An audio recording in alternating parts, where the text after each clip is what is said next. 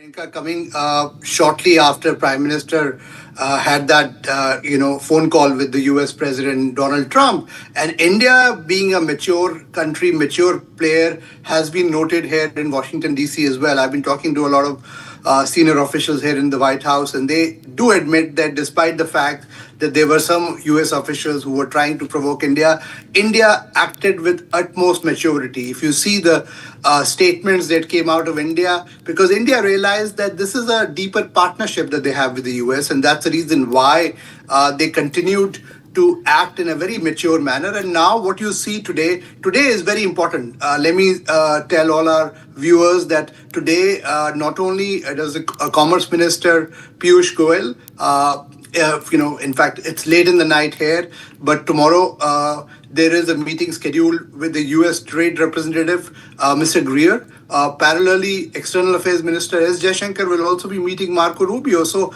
a day which will have intensive engagement for India. My expectation is that not only have the negotiators have completed their work, now it's for the Commerce Minister to make sure and the USTR to make sure that the next level of this trade agreement can go through, and we can expect that this 50% tariff that has been imposed by the US on India can be removed, and we can have some kind of a trade deal between the US and India coming out soon. On the other hand, you will also see that post the call between Prime Minister Modi and President Trump, they've also agreed to make sure that the relationship between US and India, that's put on a fast track.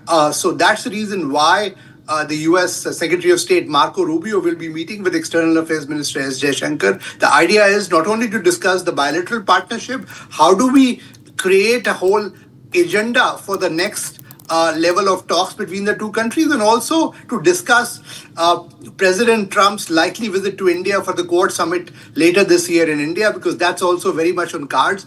And the sense is that India wants to make sure that that creates a new sense of a paradigm of US-India relationship, and whatever the hiccups that the two sides have had, they will settle it with the dialogue, because that's what friends do. The whole idea is that while India and the US continue to engage with each other, there will be some issues they will continue to disagree on, but in the larger interest of the bilateral partnership, whether it's on trade, whether it's on technology, Indo-Pacific, strategic issues, defense, the overall gamut of the partnership will continue to evolve, and also these high-level meetings that will happen in the US will underscore the resolve between the two sides to make sure that they create enduring partnership. So small events, hiccups do not create mistrust between the two sides. Priyanka? That's right. Also, we would like to focus on the fact that Defense Minister's message means that India did not pay much heed to these developments, and also several other parallel developments in India itself, given that there has been a different new reform coming in terms of the GST. There's an ease Absolutely. for the common people. And on the other hand, how do you think, not particularly on the fact of the GST, but India not paying heed to these developments of the 50% tariff imposed by the United States, how do you think Donald Trump, if at all, would react to it? Well, that's, as I said, that message has been noted that India is a country, and especially a new India under Prime Minister Narendra Modi's leadership, is a very strong country when it comes to defending its national interests. And that they defended it very stoutly, and that message has been scored. If you see the message coming from the U.S. President Donald Trump as well, he said that he has great relationship with India and Prime Minister Narendra Modi. In fact, this entire standoff between U.S. and India was resolved because of the personal chemistry between the two leaders. I know a lot of naysayers may say things which go up and down, but as I said earlier, in any bilateral partnership, this kind of a relationship, it's a foundation which is very important, and the foundation between US and India is strong today. There are other issues. For instance, when External Affairs Minister Jaishankar meets Marco Rubio, they'll talk about H-1B issue. They'll talk about other issues, whether about visas for India professionals. All those issues will be discussed. But even for the trade deal, I will tell you that the fact that India created a resolve of sorts. It did not budge from its national interest, has been noted, and obviously both countries have decided to come that halfway house to make sure, in the larger interest of both the countries, the larger interest of the people, especially entrepreneurs from both the countries, they will likely agree on a trade deal which will be beneficial to both the sides, and the normalcy in the relationship can come in at the earliest. That's my sense. These tariffs can be I would say can be reduced, because there is a sense which I'm getting here from Washington also, and I was talking to some people here who say that this is a big positive development, that India's commerce minister will be here, India's external affairs minister is meeting, and the fact that Prime Minister, in fact, US President Donald Trump made the first call to Prime Minister Narendra Modi on his birthday. The whole idea was to make sure that the tension between the two sides, they can be de-escalated, and obviously the next cohesive step would be to reduce these tariffs that are hurting India, and obviously create a mistrust between the two sides. So I think I get a sense that this is a very positive step forward, and you will see some kind of a positive movement between these two countries, and we can expect that these tariffs can go away, and you will see some kind of a mini trade deal being signed very soon.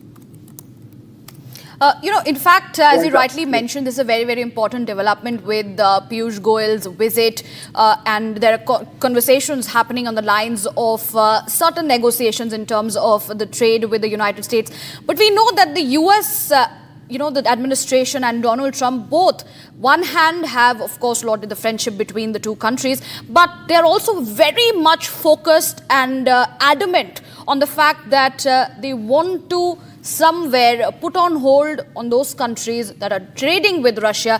But there are no talks about US as in its own trade with Russia on the other hand. What do we make of that? Well, I can tell you that certainly, this India has voiced its concerns. India has said in talks more privately, saying that there are a lot of countries like China which are buying more Russian oil than India is doing. And India has also conveyed to the US that India wants to act in the national interest, as I said, that in case US supplies oil to India at a cheaper price, India is willing to buy all the oil from the US and not from Russia. But the idea is it does not want the consumer, Indian consumer, to be burdened by a high oil price, and this is also not good for the stability of the global oil prices. That's the reason why they will, in likelihood, meet a halfway house. India is also willing to scale down, buying oil from Russia if there is an alternative source that the US helps it, get it. So idea is when you negotiate, and I can tell you, all these points being raised by the US side is also a negotiating tactic. See, in a negotiation, you try to get the best bargain from each other.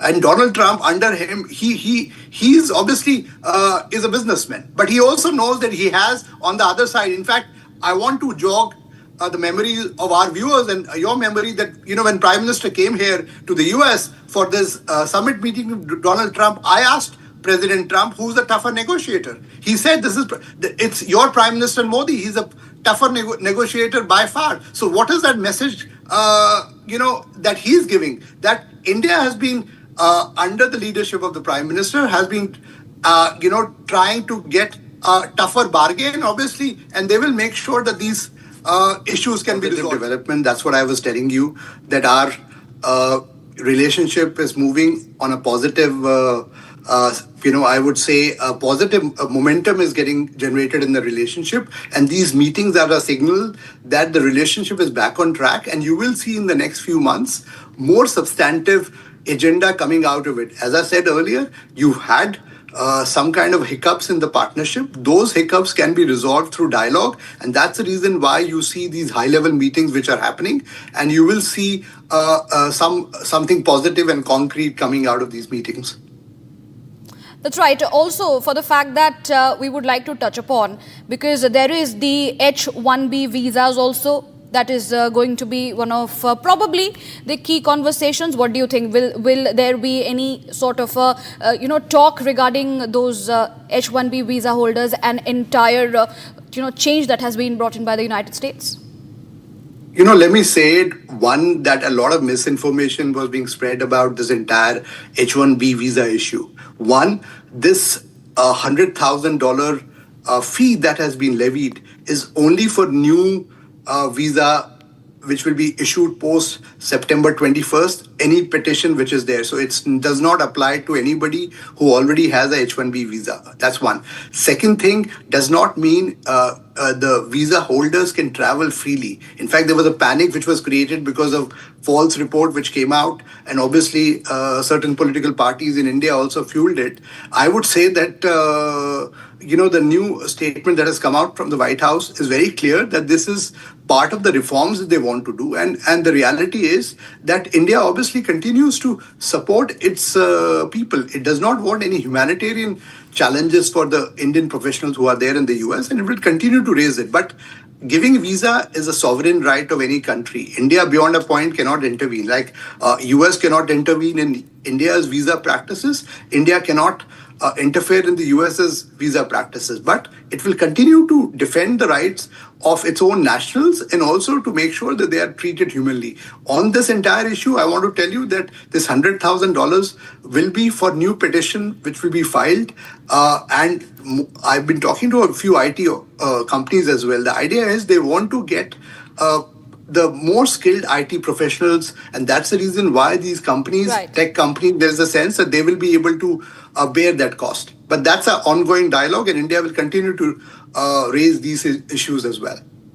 That's right. Saurabh, appreciate you joining us this morning on Republic and giving positive development. That's what I was telling you, that our relationship is moving on a positive I would say a positive momentum is getting generated in the relationship. And these meetings are a signal that the relationship is back on track. And you will see in the next few months more substantive agenda coming out of it. As I said earlier, you've had some kind of hiccups in the partnership. Those hiccups can be resolved through dialogue. And that's the reason why you see these high-level meetings which are happening. And you will see something positive and concrete coming out of these meetings.